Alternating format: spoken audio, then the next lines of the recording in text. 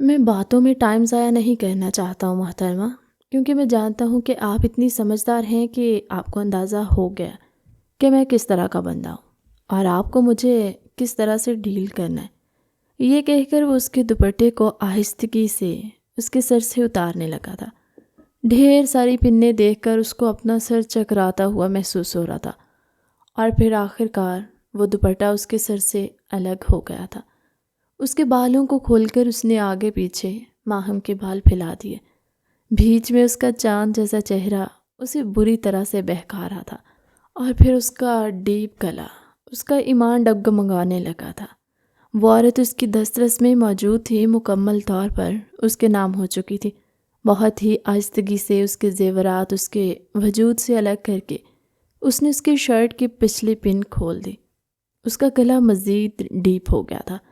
اب اس کے سینے کے نشیب و فراز اور صاف نظر آ رہے تھے۔ وہ اپنی انگلیاں اس کی گردن پر لے کر گیا اور ہولے ہولے پھیرنے لگا۔ ایک سسکی اس کی ماہم کے منہ سے نکلی۔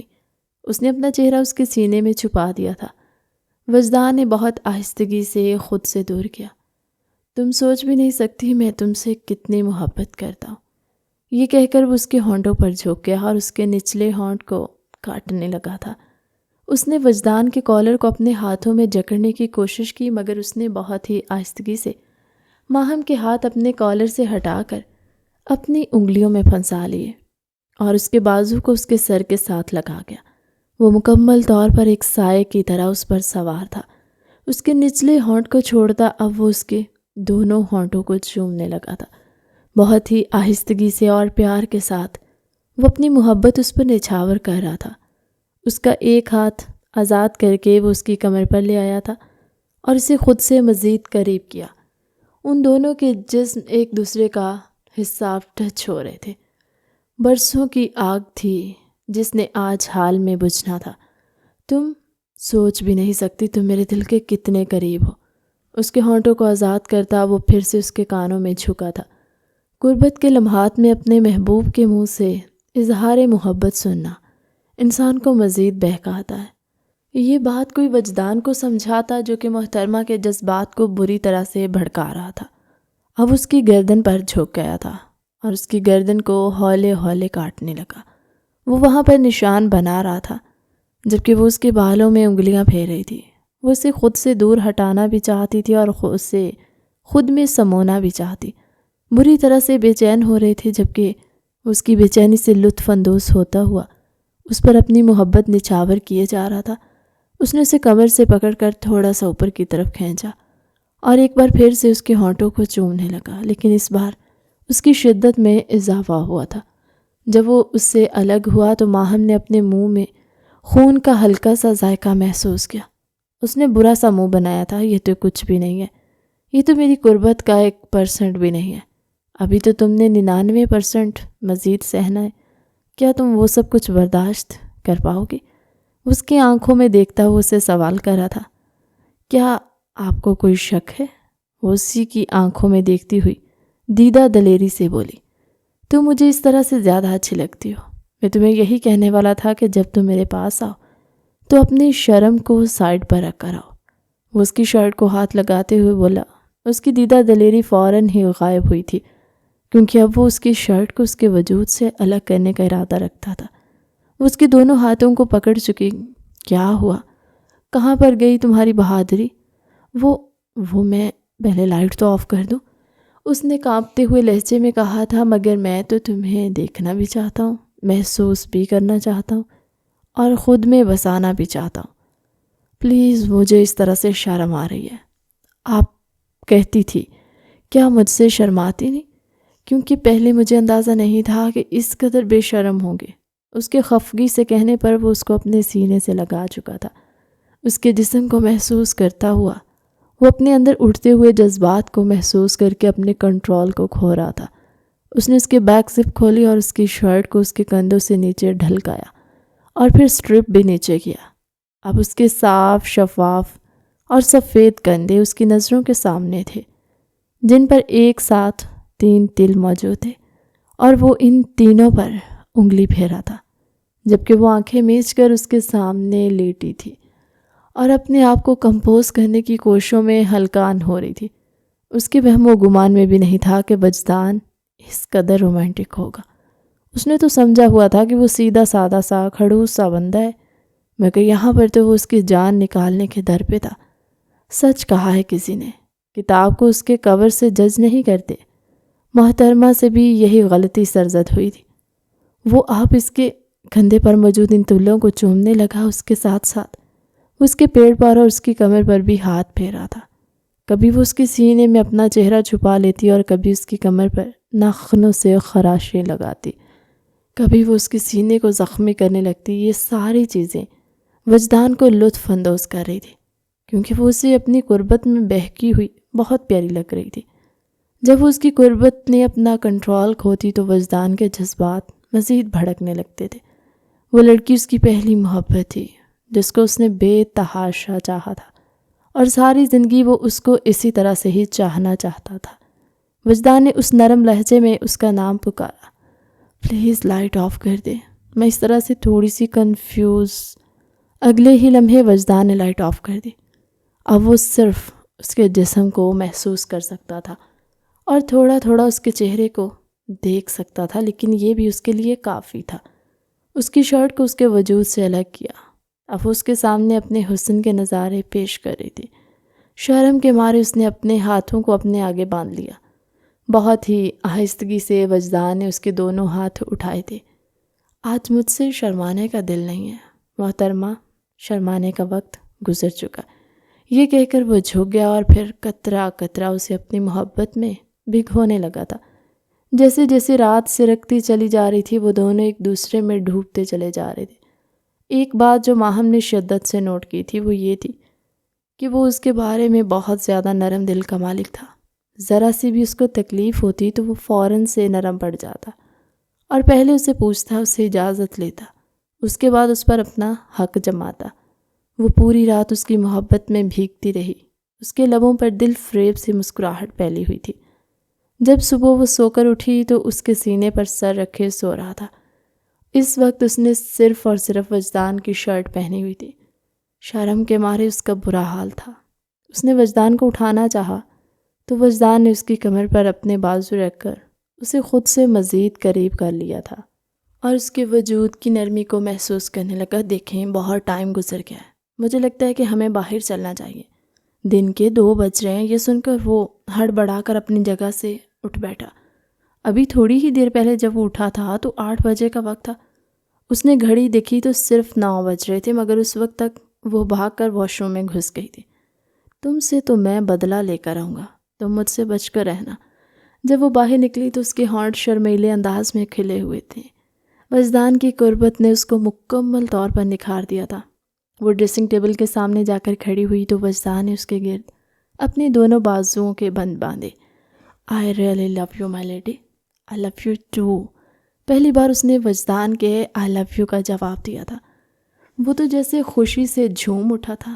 کیا میں یہ دوبارہ سن سکتا ہوں؟ وہ اس کے سینے کے بال ہولے سے کھینچتے ہوئے پھر سے دل فریب انداز میں بولی تھی، You made my day my lovely lady. اس کے ہونٹوں کو چومتا ہوا وہ واش روم میں فریش ہونے کے لیے چلا گیا۔ جبکہ وہ بیڈ پر آ کر بیٹھ گئی تو اس نے موبائل اٹھایا۔ ہزاروں نمبر سے کالز لگی ہوئی تھی۔ میسیج اوپن کیے تو سب سے پہلا میسیج شہریار کا تھا۔ ہیلو پریٹی لیڈی، کب ملنے آ رہی ہو مجھ سے؟ ہمارا پلان کہاں تک پہنچا ہے؟ یہ پڑھ کر اس کا دل زور سے دھڑکا تھا۔ اس نے بے اختیار اپنی آنکھیں موندی۔ ماضی کبھی بھی اس کا پیچھا چھوڑنے والا نہیں تھا۔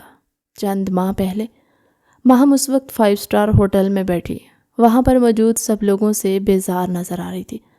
بلیک کلر کی سکرٹ کے ساتھ وائٹ کلر کی سلک کی شرٹ، پاؤں میں بلیک کلر کی اونچی ہیل، اور جیولری کے نام پر اس کے کانوں میں 2 چھوٹے چھوٹے ٹاپس تھے۔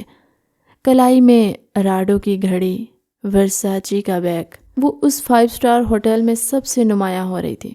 یار، اس کا مینیو کتنا بورنگ ہے، لگ ہی نہیں رہا کہ ہم کسی 5 اسٹار ہوٹل میں ہیں۔ ماہم کی آوازیں سن کر مریم نے اپنی نگاہیں اٹھائی تھی اور کسیانی سے ہنسی۔ یار، اگر تمہیں سچ بتاؤں تو میں بھی یہاں پر پہلی بار آئی ہوں۔ یہ مجھے بالکل بھی اندازہ نہیں تھا کہ تمہیں مینیو پسند نہیں آئے گا۔ چلو ہم کسی اور جگہ پر چلتے ہیں۔ ارے نہیں نہیں، اب اس کی ضرورت نہیں ہے، میں نے جلدی گھر پہنچنا ہے۔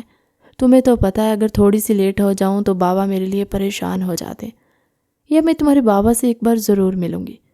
مریم کی بات سن کر ایک لمحے کے لیے وہ گڑبڑائی اور پھر اگلے لمحے خود پر قابو پاتے ہوئے بولی، ہاں کیوں نہیں، جیسے ہی وہ لندن سے واپس آتے ہیں میں تم سے ان کی ملاقات کرواؤں گی، پھر ہم سارا دن ہلا گلا کریں گے۔ یس، ہم بہت زیادہ انجوائے کرنے والے ہیں۔ ویسے تم نے کبھی مجھے اپنی فیملی کے پکچرز نہیں دکھائی؟ ہاں، مجھے یاد کروانا، وہ میرے دوسرے موبائل میں۔ اس نے ایک اور بہانہ بنایا، اور اب وہ کافی کنفیوز تھی کیونکہ جو ڈشز مریم نے آرڈر کی تھی وہ تو ان کے نام بھی پہلی بار سن رہی تھی۔ ان ڈشز کو کیسے کھاتے ہیں اسے بالکل بھی اندازہ نہیں تھا، مگر وہ یہ سب کچھ مریم کے سامنے بول کر شرمندہ نہیں ہونا چاہتی تھی۔ وہ اپنے چہرے پر مسلسل کسی کی نظروں کی تپش محسوس کر رہی تھی۔ نگاہیں اٹھا کر دیکھا تو بلیک سوٹ میں ایک آدمی بیٹھا ہوا تھا جس کی عمر 28 یا 29 کے قریب تھی۔ وہ پسندیدہ نظروں سے اس کے چہرے کو دیکھ رہا تھا۔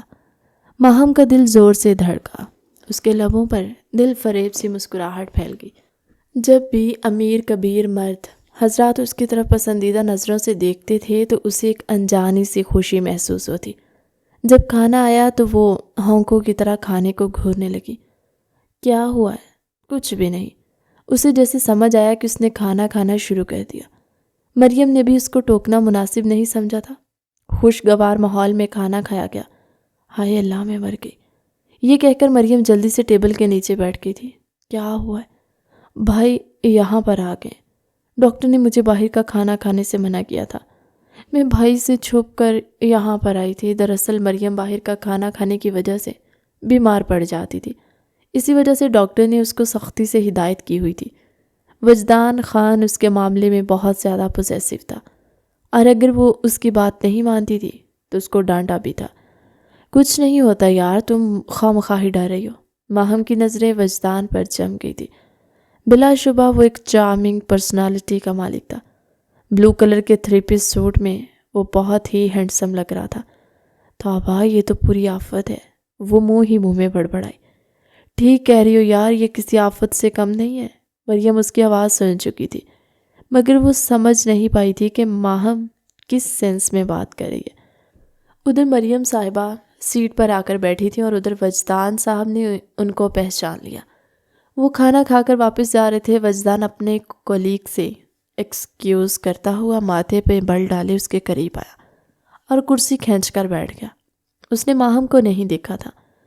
کیا میں آپ سے پوچھ سکتا ہوں؟ آپ کی تو ابھی ایک بہت ہی امپورٹنٹ کلاس چل رہی تھی، تقریباً آدھے گھنٹے پہلے۔ اس نے ماہم کو کال کر کے پوچھا تھا، اور آپ یہاں پر پھر سے وہی چیزیں کھا رہی ہیں؟ آپ کو پتہ ہے نا کہ آپ کی طبیعت خراب ہو جاتی ہے۔ اس کے لہجے میں خفگی تھی۔ اس کی کوئی غلطی نہیں ہے، یہ میرے کہنے پر آئی ہے۔ خوبصورت سی نسوانی آواز پر اس نے اپنی گردن پھیری، جہاں پر وہ حسن کی ملکہ اپنے بالوں کی لٹوں کو اپنی انگلی کے گرد گھما رہی تھی۔ I'm really sorry، مجھے اندازہ نہیں تھا کہ اس کو باہر کا کھانا منع ہے۔ اگر مجھے پتہ ہوتا تو میں کبھی بھی اسے اپنے ساتھ لے کر نہ آتی۔ وہ ماتھے پر بل ڈال کر مریم کو مصنوعی خفگی سے گھورتے ہوئے بولی، اور پھر اس کے ساتھ ہی اس نے اپنی پلکیں جھکا لی تھی۔ ماہم کے چہرے پر بلا کی معصومیت پھیلی ہوئی تھی۔ وجدان کے لیے اپنی نگاہیں ہٹانا مشکل ہو گیا تھا۔ بھائی پلیز اس بار معاف کر دیں۔ بہن کی آواز سن کر وہ ہوش کی دنیا میں واپس آیا تھا۔ اوہ کوئی بات نہیں، ٹھیک ہے، آپ لوگ انجوائے کریں، آپ بیٹھیں، ہم آپ کے لیے کچھ آرڈر کر دیں۔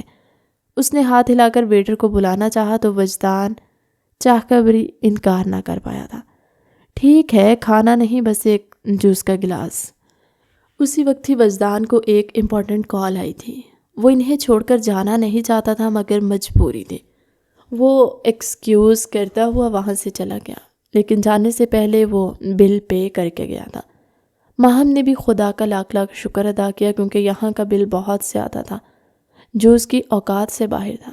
اگر وہ سارے پیسے یہاں پر لگا دیتی تو پھر اگلے پورے مہینے کے لیے اس کا ہاتھ تنگ ہو جاتا۔ ماہم اپنے ڈرائیور کے ساتھ وہاں سے چلی گئی جبکہ وہ ہوٹل سے نکل کر پارکنگ ایریا میں آ کر کھڑی ہو گئی۔ ہیلز میں اس کے پاؤں درد کرنے لگے تھے۔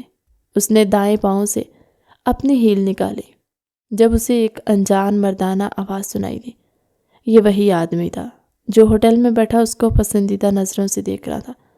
وہ اس کے پاؤں کو دیکھ کر گھٹنوں کے بل اس کے قریب بیٹھا۔ ماہم نے اپنا پاؤں پیچھے کرنے کی زحمت نہیں کی، بلکہ وہ جانتی تھی کہ اس طرح کی امیر ذاتوں کو کیسے اپنے قابو میں کر دیں۔ کیا میں دیکھ سکتا ہوں؟ اب کی بار ماہم نے اپنا پاؤں پیچھے کی طرف کھینچ لیا۔ نہیں، وہ لب بھینچ کر اٹھ کر کھڑا ہوا۔ شہر کا سب سے بڑا بزنس مین، ایک بہت بڑے وڈیرے کا بیٹا، شہریار خان۔ شہر کی سب لڑکیاں اس پر مرتی تھی۔ اس نے ہمیشہ لڑکیوں کو اپنے آس پاس گھومتے ہوئے پایا۔ ماہم اس کی زندگی میں آنے والی پہلی خوبصورت عورت ہے جس نے اس پر صرف ایک ہی نظر کر ڈالی، وہ بھی سرسری سے۔ جس انداز میں وہ مسکرائی تھی، وہ دیکھ کر شہریار کنفیوز ہو گیا تھا۔ سمجھ نہیں پا رہا تھا کہ ماہم اس پر ہنس رہی ہے یا اس کو سگنل دے رہی۔ آپ اس وقت یہاں پر کیا کریں گے؟ سردیوں کے دن تھے، اس لیے جلد ہی شام ہو جاتی تھی۔ مریم کو اس وقت اپنی خالہ جان کے گھر جانا تھا۔ اس کا روٹ چینج تھا، اسی وجہ سے وہ اس کو ڈراپ کیے بغیر ہی نکل گئی۔ اس نے مریم سے جھوٹ بولا کہ اس کا ڈرائیور اس کی گاڑی پارکنگ ایریا میں چھوڑ کر چلا گیا۔ حقیقت میں تو نہ اس کے پاس ڈرائیور تھا اور نہ ہی اس کی کوئی گاڑی تھی۔ غریب گھرانے سے تعلق رکھتی تھی جس کے باپ کا اس کے بچپن میں ہی انتقال ہو گیا تھا۔ اس کی ماں سلائی کرتی، دوسروں کے کپڑے سی کر اپنے بچوں کا پیٹ پالتی۔ اسے بچپن سے ہی امیر ہونے کا شوق تھا اور دولت حاصل کرنے کے لیے وہ کسی بھی حد سے گزرنے کے لیے تیار ہو سکتی تھی۔ چھوٹی سی عمر سے ہی اس نے لڑکوں سے دوستیاں سٹارٹ کر دی۔ وہ ان کو اپنی محبت کے جھوٹے جال میں پھنساتی۔ جب تک اسے ان سے امیر لڑکا نہیں مل جاتا تب تک وہ ان سے پیار بھری باتیں کرتی، اور پھر جیسے ہی کوئی اچھا شکار ملتا تو وہ پچھلے کو چھوڑ دیتی۔ وہ اس حد تک چالاک تھی کہ اس نے کبھی بھی کسی لڑکے کے ہاتھ میں اپنی کمزوری نہیں تھمائی تھی۔ اسے پتا تھا کہ لڑکوں کو کیسے اپنے پیچھے پاگل کرنا ہے۔ وہ اپنے حسن کو بہت ہی اچھے طریقے سے کیش کر رہی تھی۔ اس کی 2 بڑی بہنیں بھی تھیں جو اسے بالکل الٹ تھی۔ اس کی سب سے بڑی بہن اکثر ہی اس کو سمجھاتی کہ یہ سب کچھ نہ کرو، جیسی ہو ویسی بن کر رہو، لیکن وہ اس کی باتوں کو مذاق میں ٹال جاتی۔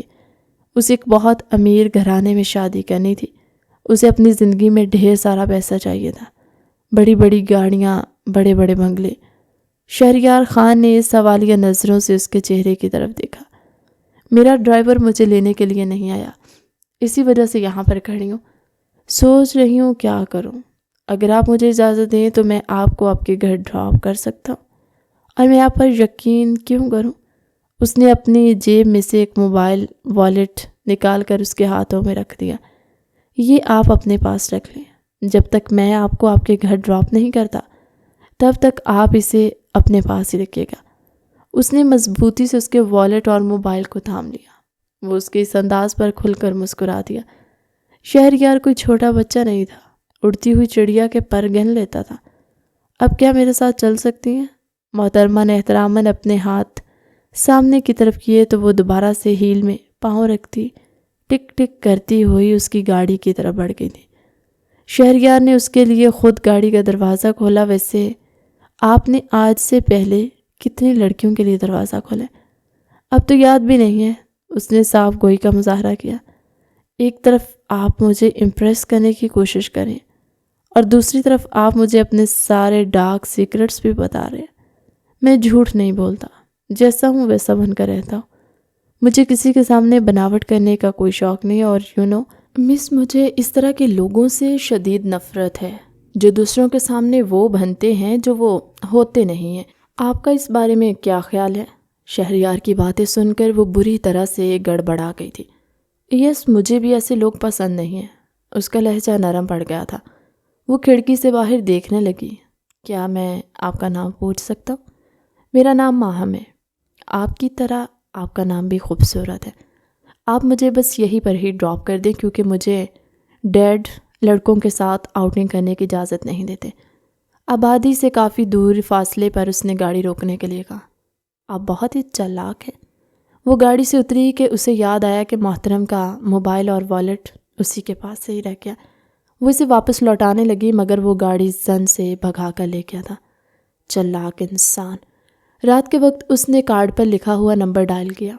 دوسری طرف سے شہریار کی مسکراتی ہوئی آواز اس کے کانوں میں پڑی تھی۔ وہ بھی کھل کر مسکرا دی۔ شہریار نے اسے دوستی کی پیشکش کی۔ یہ سن کر وہ تھوڑی سی بدمزہ ہوئی تھی۔ اس کو لگ رہا تھا کہ وہ اسے شادی کرنے کی بات کرے گا، لیکن شہریار کی پہلے سے ہی 3 شادیاں ہو چکی تھی۔ خیر، دوستی سے مجھے زیادہ فائدہ ہوگا۔ آئی فون 16 اور والیٹ میں پڑی ہوئی سارے کیش اس کے حصے میں آ گئی تھی، کیونکہ شہریار کا کہنا تھا کہ وہ ایک بار دی ہوئی چیز واپس نہیں لیتا۔ یہ اس کے اصولوں کے خلاف ہے۔ اس کے تو وارے نیارے ہو گئے تھے۔ اگلے دن جب وہ آئی فون 16 لے کر مریم کے پاس گئی تو وہ اپنے چہرے پر ہاتھ رکھتے ہوئے پرجوش انداز میں بولی، یار تمہارے ڈیڈ کتنے اچھے ہیں۔ میرے ڈیڈ مجھے ابھی تک ٹال رہے ہیں، دیکھو تو میرے پاس ابھی بھی آئی فون 12 ہے۔ بھائی نے مجھ سے وعدہ کیا تھا کہ اگر اس بار میرا رزلٹ اچھا آیا تو وہ مجھے لے کر دیں گے۔ مریم اس سے مزید امپریس ہو گئی تھی۔ کل رات وہ وجدان سے بھی اسی کے بارے میں باتیں کر رہی تھی۔ وجدان بھی ماہم کے حسن سے بہت زیادہ امپریس ہوا تھا۔ اس کے حسن سے زیادہ وہ اس کی معصومیت پر اپنا دل ہار بیٹھا تھا۔ جس انداز سے وہ باتیں کر رہی تھی، جس انداز سے وہ وجدان کو دیکھ رہی تھی، یہ سب کچھ اس کے دماغ میں نقش ہو گئے تھے۔ وہ چاہ کر بھی ان ساری چیزوں کو اپنے ذہن سے نہیں نکال پا رہا تھا۔ اس دن وہ مریم کو لینے کے لیے آیا تو ماہم اس کے ساتھ ہی تھی۔ یار آؤ، میں تمہیں ڈراپ کر دیتی ہوں۔ نہیں، اس کی ضرورت نہیں ہے، تم لوگوں کو زحمت ہوگی۔ ارے زحمت کی کیا بات ہے، تم چلو میرے ساتھ۔ مریم نے اس کا ہاتھ پکڑا تھا اور اس کو زبردستی اپنے ساتھ گاڑی میں کھینچا تھا۔ وہ پچھلی سیٹ پر جا کر بیٹھ گئی تھی۔ وجدان نے فرنٹ میرر سیٹ کیا۔ وہ اپنے چہرے پر وجدان کی نظروں کی تپش کو محسوس کرتے ہوئے بری طرح سے کنفیوز ہو رہی تھی۔ حالانکہ آج سے پہلے نہ جانے کتنے لڑکوں سے وہ ملاقات کر چکی تھی، مگر کبھی بھی کسی لڑکے نے اسے اس انداز سے نہیں دیکھا تھا۔ وہ بہت ہی پیار بھری اور میٹھی نظروں سے اس کو دیکھ رہا تھا۔ گاڑی جھٹکے سے رکی۔ وہ اپنا توازن برقرار نہیں رکھ پائی اور وجدان کی سیٹ سے جا کر لگی۔ آپ ٹھیک تو ہیں؟ اس کی فکر مندی میں ڈوبی ہوئی آواز اس کے کانوں میں پڑی۔ یس آئی ایم اوکے، اپنے سر کو مسلتے ہوئے اس نے غصے سے کہا تھا۔ اس کے لہجے کو محسوس کرتا وہ تھوڑا سا شرمندہ ہوا تھا۔ وہ بہت ہی سیدھا سادہ سا بندہ تھا۔ جو بات اس کے دل میں ہوتی وہی اس کی زبان میں ہوتی۔ اسے یوں کھینچ تان کر باتوں کو لمبا کرنا بالکل بھی پسند نہیں تھا۔ پچھلے 1 ہفتے سے وہ مسلسل اسی کے بارے میں ہی سوچ رہا تھا اور چاہتا تھا اپنے خیالات کا اظہار کرے اور اس کے ساتھ ایک مضبوط تعلق قائم کرے۔ ویسے بھی ماما بابا نے اس پر شادی کے لیے برڈن کافی زیادہ بڑھا دیا تھا۔ آپ کو میں کس اینگل سے ڈرائیور لگ رہا ہوں مس؟ یہ سن کر وہ گڑبڑا گئی تھی۔ سوری، میں سمجھی نہیں، اس نے اپنے مخصوص معصومانہ انداز میں سوال کیا۔ میں آپ سے پوچھ رہا ہوں کہ میں آپ کو کس اینگل سے آپ کا ڈرائیور لگ رہا ہوں؟ کسی بھی اینگل سے نہیں تو پھر آپ پیچھے کیوں بیٹھی ہوئی ہیں؟ فرنٹ سیٹ پر آ کر بیٹھیں۔ مجھے تھوڑا سا آکورڈ لگ رہا ہے اور ریئلی سوری، میرے مائنڈ میں نہیں رہا، مجھے معاف کیجیے گا۔ میں نے آپ کو ایسا محسوس کروایا، میری ایسی کوئی بھی انٹینشنس نہیں تھی۔ ابھی نہیں، سوری کی ضرورت نہیں ہے، میں آپ کے ساتھ مذاق کر رہا تھا۔ چند لمحے یوں ہی خاموشی سے گزر گئے تھے۔ وہ بہت ہی آہستہ گاڑی ڈرائیو کر رہا تھا۔ اس نے پہلے مریم کو اس کے گھر ڈراپ کیا تھا۔ اپنی بہن سے پہلے ہی بات کر لی تھی کہ آج وہ اپنے دل کا اظہار ہر حال میں کر کے رہے گا۔ میں آپ سے بات کرنا چاہتا ہوں، مجھے امید ہے آپ میری بات تحمل سے سنیں گی اور برا منائے بغیر مجھے جواب دیں گی۔ جی، آپ کے دل میں جو کچھ بھی ہے آپ کہہ سکتی ہیں، اس نے نگاہیں چراتے ہوئے شرماتے ہوئے دھیرے لہجے میں کہا تھا۔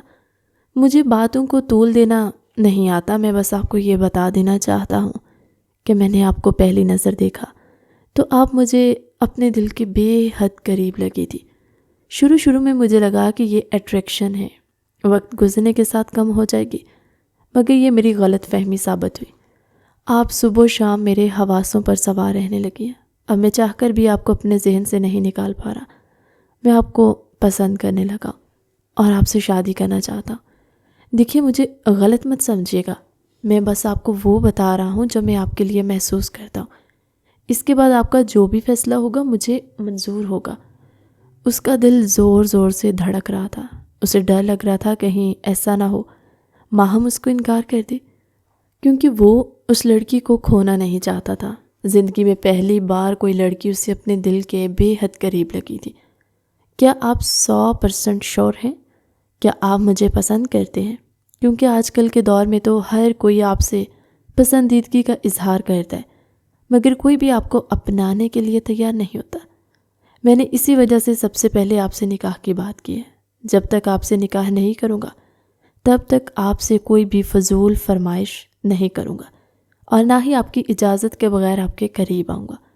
یہ boy friend girl friends relationship والا کلچر مجھے بالکل بھی پسند نہیں ہے۔ ان ساری چیزوں میں میرا دم گھٹتا ہے۔ جی آپ ٹھیک کہہ رہے ہیں، مجھے بھی یہ چیزیں اچھی نہیں لگتی، مگر میں چاہتی ہوں کہ اس سے پہلے ہم لوگ ایک دوسرے کو تھوڑا سا جان لیں۔ اس کے لیے بات کرنا ضروری ہے، کیونکہ اگر صرف آپ کو دیکھ کر بھی آپ کو جان سکتا تو قسم اٹھا کر کہتا ہوں پورا دن آپ کے چہرے کا دیدار کرتا رہتا، کیونکہ جتنا میں آپ کے بارے میں جانوں گا میرا تجسس مزید بڑھے گا اور میری محبت میں مزید اضافہ ہوگا۔ ماہم کا دل بھی عجیب سے انداز میں دھڑک رہا تھا۔ اسے آج سے پہلے کبھی بھی کسی نے اس طرح سے پرپوز نہیں کیا تھا۔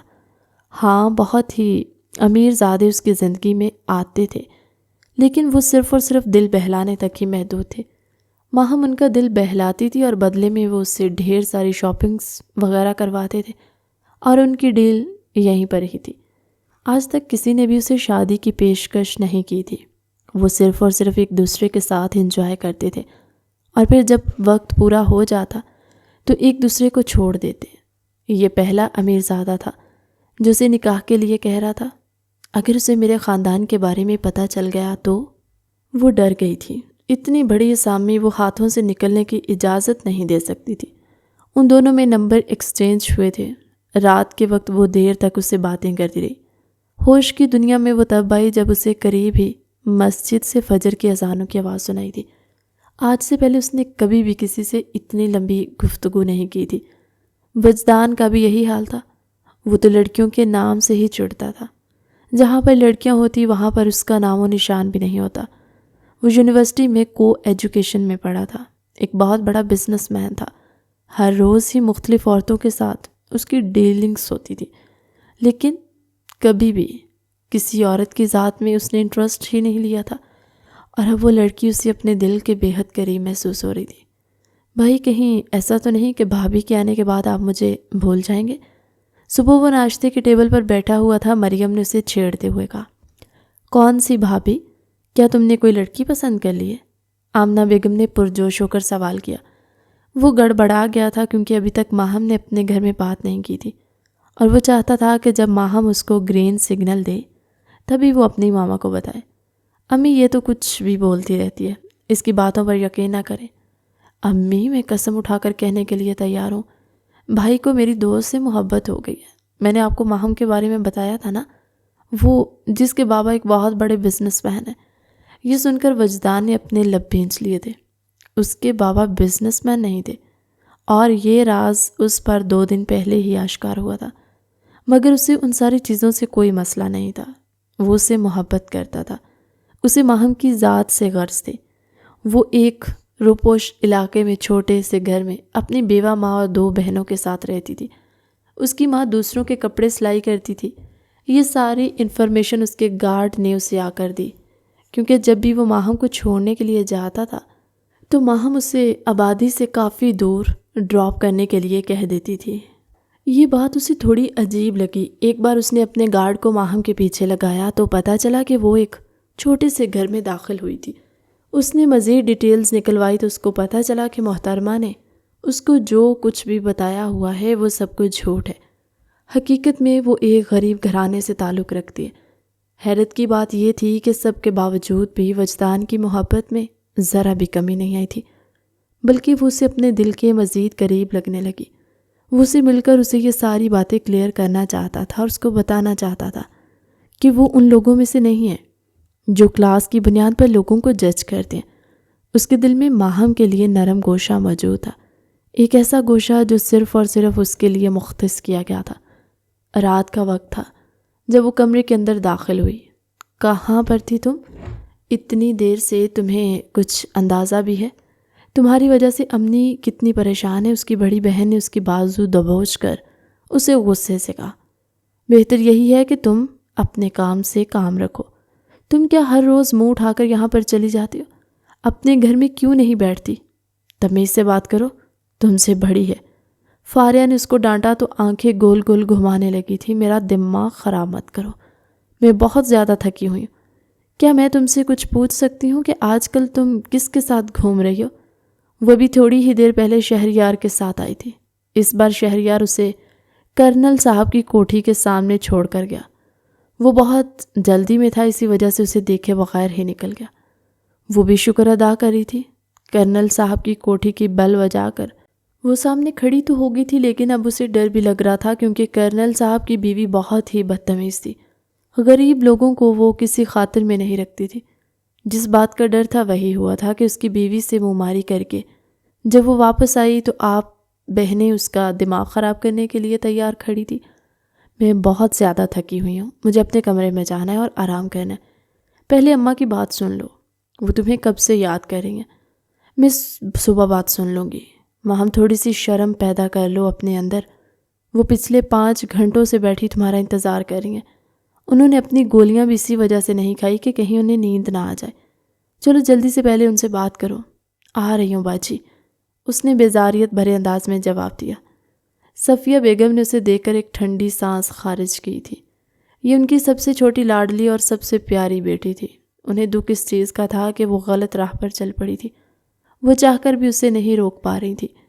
مجھے تم سے ایک بہت ہی ضروری بات کرنی ہے، بیٹھو یہاں پر۔ پہلے میری بات سکون سے سننا اور پھر اس کے بعد اپنے خیالات کا اظہار کرنا۔ پہلے مجھے میری بات مکمل کرنے دینا۔ وہ سنجیدگی سے گویا ہوئی تھی۔ بولیں اب، میں سن رہی ہوں۔ اپنے ناخنوں کو دیکھتی ہوئی وہ لاپرواہی سے بولی، یہ تمہارے پاس اتنے پیسے کہاں سے آئے؟ اس کی بہن اس کا بیگ اٹھا کر کمرے کے اندر داخل ہوئی تھی۔ شہریار نے اسے اچھے خاصے پیسے دیے تھے کیونکہ وہ اسے بیٹ جیت گئی تھی۔ پاکستان اور انڈیا کے میچ میں اس نے کہا تھا پاکستان ہارے گا۔ شہریار نے اسے کہا تھا کہ اگر تم جیت گئی تو بدلے میں تمہیں 10 لاکھ کی رقم دوں گا۔ ویسے بھی یہ رقم اس کے لیے معمولی تھی، انہیں واپس میرے بیگ میں رکھے۔ وہ حلق کے بل چلاتے ہوئے بولی تھی، پہلے میرے سوال کا جواب دو کہ یہ پیسے تمہارے پاس کہاں سے آئے؟ آخر کن کاموں میں ملوث ہو تم؟ آپ کو کوئی حق نہیں بنتا کہ آپ میری زندگی میں مداخلت کریں۔ اسی وقت ہی ندا کا ہاتھ اٹھا اور اس کے چہرے پر نشان چھوڑ گیا۔ بس بہت ہو گیا۔ آپ ہوتی کون ہے مجھے مارنے والی؟ جب میری ماں زندہ ہے تو آپ ہوتی کون ہے مجھ سے سوال جواب کرنے والے؟ جا کر اپنے گھر میں کیوں نہیں بیٹھ جاتی؟ شوہر سے بنتی نہیں ہے۔ ہر دوسرے روز مار کھا کے ہمارے گھر پر ہمارے سینوں پر مونگ دلنے کے لیے چلی آتی ہوں۔ نفرت کرتی ہوں میں آپ سے۔ اس کی بہن پھٹی پھٹی آنکھوں سے اس کے چہرے کو دیکھ رہی تھی جس نے نفرت کی انتہا کر دی تھی۔ ماہم، خدا کا واسطہ ہے چپ کر جاؤ، میں تمہارے سامنے ہاتھ جوڑتی ہوں۔ صفیہ بیگم چلائیں تو وہ ہوش کی دنیا میں آئی تھی۔ اس کی بڑی بہن شادی شدہ تھی لیکن اس کا شوہر نشئی تھا، جس کی وجہ سے ہر دوسرے روز ہی وہ مار کھا کر اماں کے گھر پناہ لینے کے لیے آتی۔ اس میں اس کا کوئی قصور نہیں تھا، قسمت ہی ایسی تھی جسے اس نے قبول کر لیا تھا۔ وہ وہیں پر ہی بیگ اور پیسے پھینک کر چلی گئی۔ اس نے پیسے جلدی سے اپنے بیگ میں ڈالے۔ یہ میری دوست کے ہیں، اس کا باپ نشئی ہے، اس نے میرے پاس حفاظت کے لیے رکھوائے۔ ماں کی آنکھوں میں دیکھتے اس نے ہمیشہ کی طرح جھوٹ بولا۔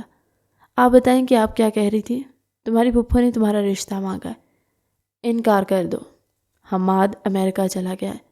مجھے اس مزدور سے شادی نہیں کرنی اماں، میں نے آپ کو پہلے بھی بتایا تھا۔ مجھے اس انسان کی ذات میں کوئی دلچسپی نہیں ہے۔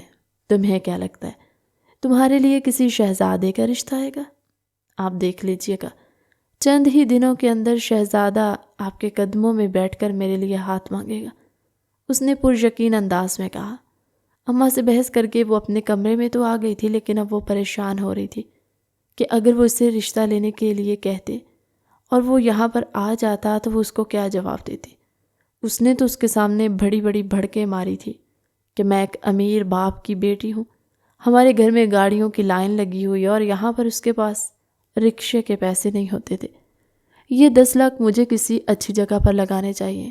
اماں کو بولتی ہوں 1-2 مہینے کے لیے کسی بڑے گھر میں شفٹ ہو جاتے ہیں، یوں تھوڑی سی عزت بھی بچ جائے گی اور باقی کے سارے پیسے میں کسی طرح سے ارینج کر لوں گی۔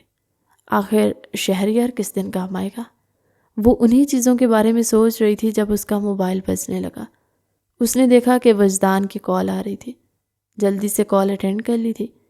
مجھے تم سے ملنا ہے، مجھے بتاؤ کل تم کس ٹائم فری رہی ہو؟ میرے پاس صرف 1 گھنٹے کا وقت ہے، ہماری باتیں 1 گھنٹے میں پوری نہیں ہو سکتی۔ میرے پاس 3 یا 4 گھنٹے کا وقت نکال کر آنا، مجھے تم سے بہت ہی ضروری باتیں کرنی ہیں۔ اس کے لہجے میں سنجیدگی تھی۔ ایک لمحے کے لیے تو اس کا دل ڈولنے ہی لگا تھا، مگر اگلے ہی پل خود پر کنٹرول کرتے ہوئے بولی ٹھیک ہے، جو آپ کا حکم، آپ جتنے گھنٹے کہیں گے میں اتنے گھنٹے آپ کے نام کر دوں گی۔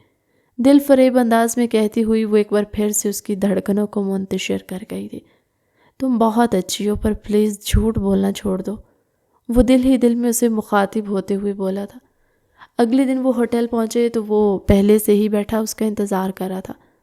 مجھے ساری باتیں کلیئر کرنا ہے، میں نہیں چاہتا کہ بعد میں کوئی بھی جھوٹ ہمارے رشتے کو خراب کرے۔ میں تمہاری حقیقت سے واقف ہو چکا ہوں، میں جانتا ہوں کہ تم ایک چھوٹے سے محلے میں رہتی ہو۔ دیکھو، میں تمہیں ڈی گریڈ نہیں کر رہا، میں بس تمہیں یہ بتانا چاہتا ہوں کہ مجھے ان چیزوں سے واقعی میں کوئی فرق نہیں پڑتا۔ میں تم سے محبت کرتا ہوں، تمہارے سٹینڈرڈ سے نہیں یا تمہاری فیملی بیک گراؤنڈ سے نہیں۔ پلیز مجھے سب کچھ کلیئر کر دو۔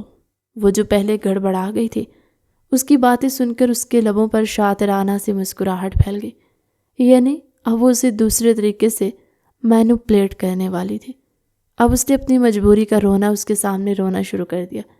اس کو بتا رہی تھی کہ پہلے میرے سٹینڈرڈ کی وجہ سے لڑکیاں مجھ سے گھن کھاتی تھیں، میرا مذاق بناتی تھی، پھر اپنے آپ کو زمانے کی بری باتوں سے بچانے کے لیے میں نے یہ سب کچھ کیا۔ میں ایسا نہیں کرنا چاہتی تھی۔ وہ ایک کامیاب اداکارہ تھی، اس میں کوئی شک نہیں تھا۔ وجدان جو کہ اس کے معاملے میں اپنے دل میں نرم جذبات رکھتا تھا، اس کی باتیں سن کر فوراً ہی پگھل گیا تھا۔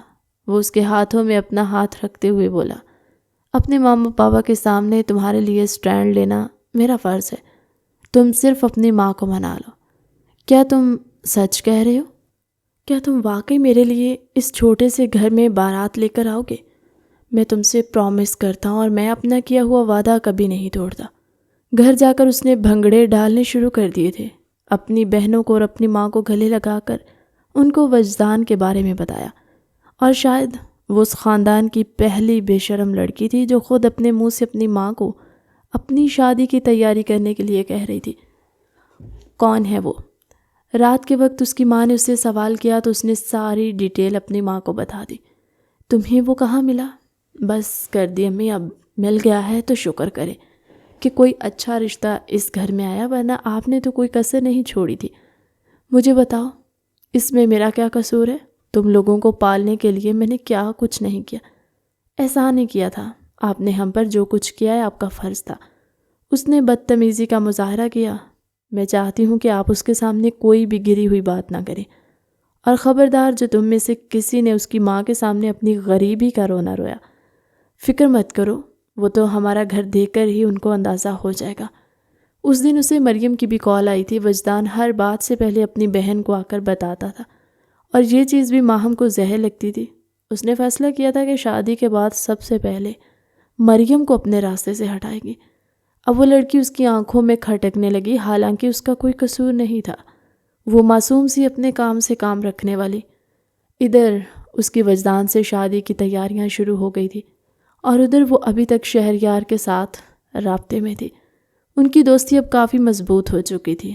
شہریار ہر دوسرے روز ہی اسے ملنے کے لیے بلاتا اور اس کے ساتھ گھومنے کے لیے جاتا تھا۔ اسے اپنے ساتھ ایک خوبصورت لڑکی چاہیے ہوتی تھی جس کی کمی محترمہ پوری کرتی تھی۔ جب اس نے شہریار کو اپنی شادی کے بارے میں بتایا تو وہ تھوڑا سا اداس ہو گیا تھا۔ کہیں ایسا تو نہیں کہ شادی کے بعد تم مجھے بالکل ہی بھول جاؤ؟ کیا تم شادی کے بعد مجھے بھولے ہو؟ نہیں، تو پھر میں کیوں بھولوں گی؟ وہ خباثت بھرے انداز میں مسکراتے ہوئے بولی۔ شہریار نے چوتھی شادی بھی کر لی تھی، لیکن اس کے ساتھ ہی اس نے پہلی بیوی کو بھی طلاق دے دی۔ وہ خود دل پھینک قسم کا بندہ تھا، ہر دوسری عورت کی ذات میں دلچسپی لیتا، مگر اسے شادی کے لیے ایک انتہائی شریف عورت چاہیے ہوتی تھی، اور اگر اس عورت میں ذرا سی بھی کمی نکلتی تو وہ اسے اپنی زندگی سے نکال پھینکتا، اور یہ چیز کسی حد تک ماہم کو بھی غصہ دلاتی تھی۔ وجدان کے پیرنٹس نے شروع میں تو کافی احتجاج کیا، مگر پھر وہ اپنے بیٹے کی خوشی دیکھتے ہوئے راضی ہو گئے تھے۔ انہیں وجدان کی خوشی سے بڑھ کر اور کچھ بھی نہیں تھا۔ شادی کا سارا خرچہ وجدان نے ہی اٹھایا تھا، اور تینوں فنکشنز ہوٹل میں ہوئے تھے۔ ماہم نے اپنے کسی بھی رشتہ دار کو نہیں بلایا، سوائے اس کے چند قریبی رشتہ داروں کے جو بڑے گھرانوں سے تعلق رکھتے تھے۔ وجدان سے کہہ کر اس نے اپنے ماں اور باقی فیملی کو ایک ہائی کلاس سوسائٹی میں شفٹ کروا دیا، جس کا کرایہ دینا وجدان کی ذمہ داری تھی۔ اس نے خوشی خوشی یہ ذمہ داری قبول کر لی تھی۔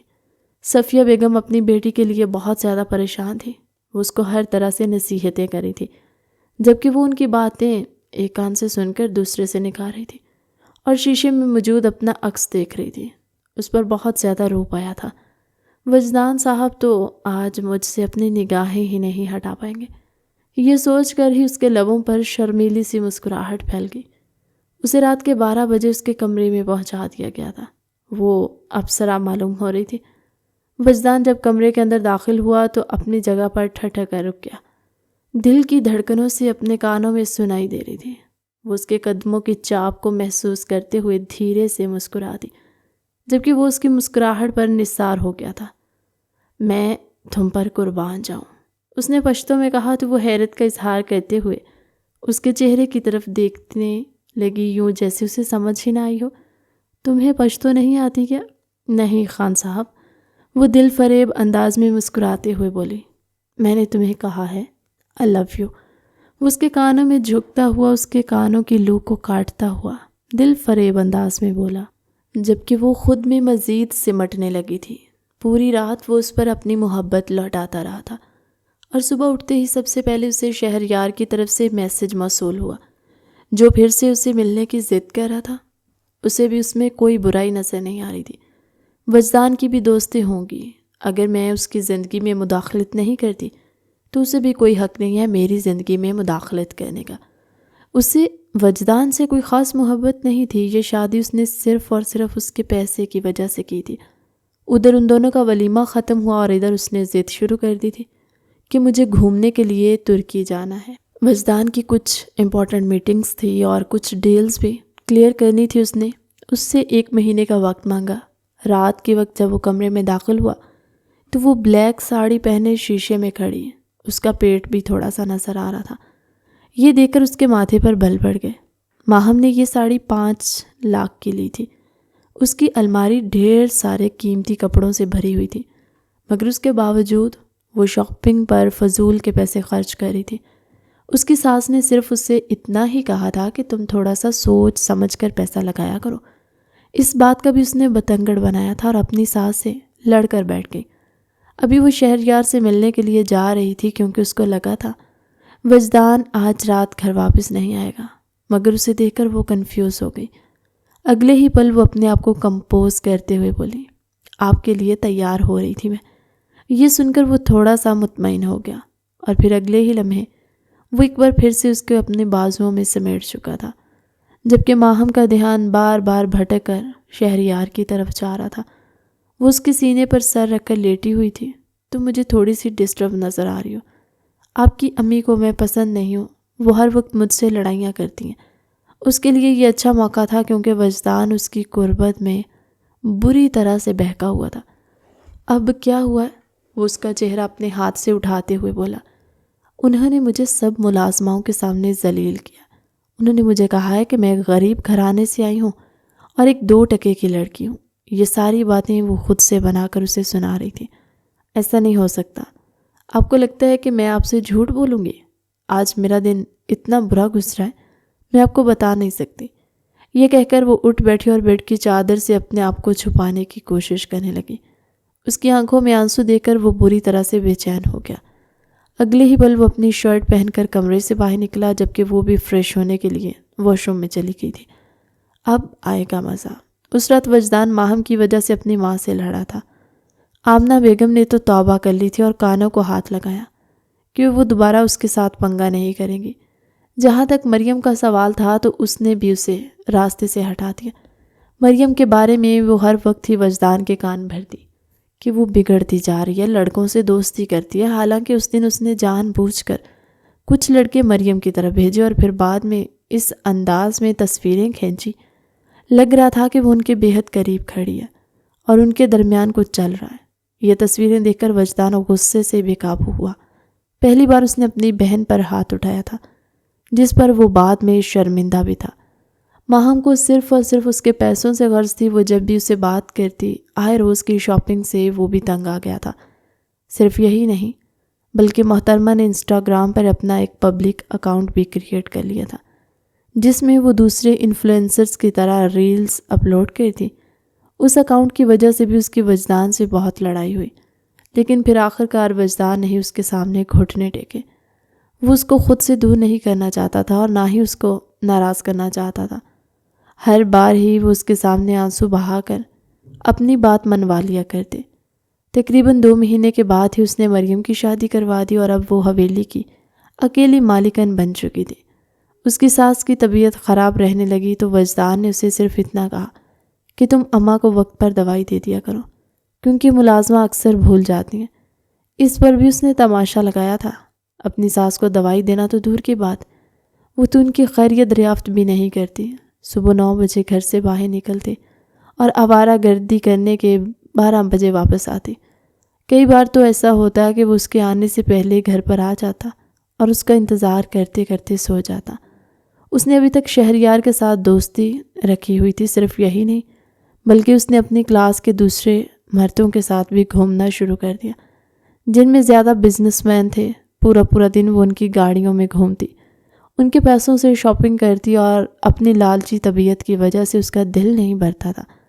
ایک دن وہ اپنے کولیگ کے ساتھ ایک میٹنگ کے سلسلے میں ہوٹل میں موجود تھا، جب اس کی نظر اپنی بیوی پر پڑی جو کسی غیر مرد کے ساتھ ہوٹل کے اندر داخل ہو رہی تھی۔ اچانک اس مرد نے اس کی بیوی کا ہاتھ تھام لیا۔ وجدان کا دم گھٹنے لگا۔ اس کو لگا کہ اس کی بیوی ایک جھٹکے سے اپنا ہاتھ آزاد کروائے گی، مگر ایسا نہیں ہوا تھا۔ وہ اس کے ہاتھوں میں ہاتھ ڈالتی ایک ٹیبل پر آ کر بیٹھی۔ تقریباً 5 منٹ ہی گزرے جب اس نے نگاہیں اٹھائیں۔ ماہم کی نظریں جب اس کے چہرے پر پڑی تو اس کا رنگ لٹھے کی طرح سفید ہو گیا۔ وجدان کو آج سے پہلے کبھی بھی اتنی شرمندگی نہیں ہوئی تھی۔ وہ دعا کر رہا تھا کہ اس کے کولیگ اس کی بیوی کو نہ پہچانے، ورنہ وہ ان کے سامنے کبھی بھی سر اٹھا کر نہ چل پاتا۔ وہ اپنے شوہر کو وہاں پر بیٹھا ہوا دیکھ کر فوراً ہی وہاں سے اٹھ کر چلے گئی۔ وجدان نے بھی ایک گہری سانس لی تھی، اپنی ٹائی کی ناٹ ڈھیلی کی تھی اور سانس لینے کی کوشش کی۔ کیا ہوا ہے، تم ٹھیک تو ہو؟ اس کے دوست نے اس کے کندھے پر ہاتھ رکھتے ہوئے سوال کیا۔ ہاں میں ٹھیک ہوں۔ حویلی واپس جانے کے بعد اس نے ماہم سے بات کرنے کی کوشش کی تو اچانک ہی اس کی طبیعت خراب ہونے لگی۔ وہ اسے ہسپتال لے کر گیا تو پتہ چلا وہ امید سے تھی۔ وجدان کے بات ماننے کے بغیر اس نے الٹا اس سے بحث کی تھی کہ میری زندگی اور میں جیسے چاہوں اپنی زندگی گزاروں۔ اس نے صرف ہاتھ ہی پکڑا تھا اور کیا کر لیا تھا؟ تم تو ایسے برتاؤ کر رہے ہو جیسے تم نے کبھی کسی عورت کا ہاتھ نہ پکڑا۔ دیکھو ماہم، مجھ سے یہ سب کچھ برداشت نہیں ہوتا۔ آئندہ میں تمہیں کسی بھی مرد کے ساتھ نہ دیکھوں۔ جب وہ امید سے ہوئی تو اس کی طبیعت بہت زیادہ خراب رہنے لگی تھی۔ موڈ سوئنگز کی وجہ سے وہ خود زیادہ کسی سے بات چیت نہیں کرتی، اور پھر جب اس کا پیٹ بڑھا تو وہ زیادہ تر وقت اپنے گھر میں ہی گزارنے لگی۔ لیکن یہاں پر بھی اس کی زبان کو لگام نہیں دی، ہر وقت ہی اپنی ساس سے بدتمیزی کرتی۔ 9 ماہ کے بعد اس نے 2 جڑواں بیٹوں کو جنم دیا۔ اس کے غرور میں مزید اضافہ ہو گیا تھا۔ اب تو وہ کسی کو جوتی کے نوک پر بھی نہیں رکھتی، جبکہ وجدان اس کے باوجود بھی اس کے ساتھ نرم رویہ رکھے ہوئے تھا، یہ سوچ کر کہ ہو سکتا ہے کہ کسی دن اسے اپنے رویے کا احساس ہو جائے۔ ایک دن وہ شہریار کے ساتھ کسی پارٹی سے واپس آ رہی تھی جب ان کی گاڑی کا ایکسیڈنٹ ہوا۔ اس کی دونوں ٹانگیں ٹوٹ گئیں۔ جب اسے ہوش آیا اور اسے اپنے بارے میں پتہ چلا تو وہ پاگلوں کی طرح ریئیکٹ کرنے لگی اور دھاڑے مار مار کر رونے لگی۔ شہریار کی اس ایکسیڈنٹ میں موت ہو گئی تھی۔ ادھر اس کی ٹانگیں ٹوٹی تھی اور ادھر لوگوں نے اس کے ساتھ رابطے ختم کر دیے۔ پہلے جو لڑکی اس پر جان دینے کے لیے اس پر اپنا پیسہ لوٹانے کے لیے تیار رہتے، انہوں نے ایسے منہ پھیر لیا تھا جیسے ان کا ماہم کے ساتھ کسی قسم کا کوئی تعلق ہی نہ ہو۔ وہ مادی دنیا میں اس حد تک گئی تھی کہ وہ اپنے رب سے بھی دور ہو گئی۔ جب وہ پاگلوں کی طرح ریئیکٹ کر رہی تھی، اس کو لگ رہا تھا کہ اس کی زندگی یہیں پر ختم ہو گئی، وجدان بھی اس کو چھوڑ دے گا۔ تب وجدان نے اسے اپنے سینے سے لگایا، اس کو تسلی دیتے ہوئے کہا، فکر مت کرو، تم ٹھیک ہو جاؤ گے۔ ڈاکٹرز نے کہا ہے کہ تم دوبارہ چلنے پھرنے کے قابل ہو جاؤ گے، مگر وہ جانتی تھی اس میں بہت زیادہ محنت لگے گی، اسے ایکسرسائزز کی بھی ضرورت پڑے گی۔ کیا وجدان اس کو وہ ایکسرسائزز کروایا کرے گا؟ کیا وہ اس وقت تک اس کے ساتھ رہے گا جب تک وہ ٹھیک نہیں ہو جاتی؟ اس نے تو کبھی اس کی ماں کا خیال نہیں رکھا تھا، اس نے تو اس کی بہن کو بھی اس کی زندگی سے نکال پھینکا۔ وہ اس کے ساتھ اتنے سالوں سے بے وفائی کر رہی تھی، اس کے قریب ہو کر بھی وہ دوسرے لوگوں کے ساتھ تعلق میں تھی۔ یہ سوچ سوچ کر اس کا دماغ درد سے پھٹا جاتا۔ اتنے عرصے بعد اس نے اپنے بیٹوں کو اپنی گود میں لیا، ورنہ وہ ملازمہ کی نگرانی میں تھے۔ انہیں اپنے سینے سے لگا کر کافی دیر تک وہ روتی رہی۔ تقریباً 1 ہفتہ ہسپتال رہنے کے بعد وہ حویلی واپس آ گئی تھی۔ اس کی بڑی بہن کو اس کے شوہر نے نشے میں آ کر طلاق دے دی، لیکن اللہ تعالیٰ نے اس کو ایک بہترین ہمسفر عطا کیا، جو اس کی دوسری شادی لندن میں ہوئی۔ وہ وجدان کا دوست تھا۔ ماہم کی ماں اپنی بیٹی کے ساتھ لندن چلی گئی تھی، جبکہ چھوٹی بیٹی کی شادی سعودیہ میں ہوئی۔ اب ماں اور بہنوں میں سے کوئی بھی اس کے پاس نہیں تھا۔ جس ساس کی اس نے خدمت کرنے سے انکار کر دیا، اب وہ کافی حد تک صحت یاب تھی۔ وہ اسے واش روم لے کر جاتی، چھوٹی چھوٹی ضروریات کا خیال رکھتی، نہانے میں اور دوسرے کاموں میں مدد دیتی۔ وہ اس کا خیال اپنی بیٹیوں کی طرح رکھتی۔ یہ سب کچھ دیکھ کر وہ بہت زیادہ شرمندہ ہوتی، ان سے اپنے ماضی کی غلطیوں کی معافی مانگتی۔ احساس ہو گیا تھا اسے کہ اس نے اپنی زندگی کے خوبصورت لمحات کو ضائع کر دیا۔ جو لوگ اس کی محبت کی، اس کی توجہ کے حقدار تھے، ان کو چھوڑ کر وہ ایسے لوگوں کے پیچھے بھاگتی رہی جو اس کے لیے بنے ہی نہیں تھے۔ وجدان پہلے سے بھی زیادہ اس کو توجہ دینے لگا اور اس سے محبت جتانے لگا۔ وہ روز اس سے یہی سوال کرتے کہ تم مجھے چھوڑ کر تو نہیں جاؤ گے؟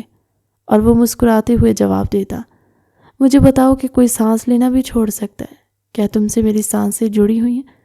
تمہیں چھوڑنے کا سوال ہی پیدا نہیں ہوتا۔ ماضی میں جو کچھ بھی ہوا اس کو ایک ڈراؤنا خواب سمجھ کر بھول جاؤ۔ وہ اس کے چہرے کو پیار سے تھپکتے ہوئے کہتا تو وہ مزید شرمندہ ہو جاتی۔ وجدان اور اس کی ساس کی کوششوں سے وہ 5 مہینوں کے بعد دوبارہ سے چلنے پھرنے کے قابل ہو گئی تھی۔ وجدان روز صبح سے ایکسرسائز کرواتا، اس کی خوراک و ڈائٹ کا بھی زیادہ خیال رکھتا، ہر 2 ہفتوں کے بعد ڈاکٹر سے چیک اپ بھی کرواتا۔ صحت یاب ہونے کے بعد وہ اپنی ساس، اپنے بیٹوں اور اپنے شوہر کے ساتھ عمرہ کرنے کے لیے گئی تھی۔ رات کے وقت وہ اس کے کندھے پر سر رکھ کر بیٹھی ہوئی تھی۔ تم سوچ بھی نہیں سکتے کہ میں خود کو کس قدر خوش قسمت ترین عورت تصور کرتی ہوں، جسے اللہ نے تم جیسا شوہر دیا ہے۔ تمہارے مجھ پر بہت سے احسانات ہیں، وہ میں کبھی بھی نہیں چکا پاؤں گی۔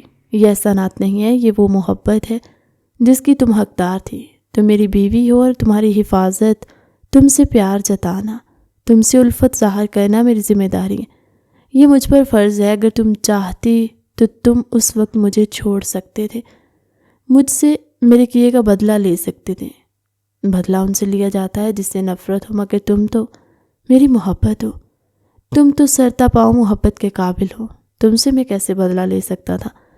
میں بس خدا کا شکر ادا کر رہا ہوں کہ تمہیں ہدایت مل گئی۔ چاہتا ہوں کہ تم ہمیشہ ہدایت کی راہ پر رہو۔ میں تم سے وعدہ کرتی ہوں دوبارہ کبھی بھی تمہیں تکلیف نہیں پہنچاؤ گی۔ اس نے ماضی کو مکمل طور پر خیر بات کہہ دیا تھا۔ کہانی کیسی لگی کمنٹ سیکشن میں اپنی قیمتی رائے کا اظہار ضرور کیجیے گا۔ ملتے ایک نئی مزیدار سی کہانی کے ساتھ اگلی ویڈیو میں، تب تک کے لیے اللہ حافظ۔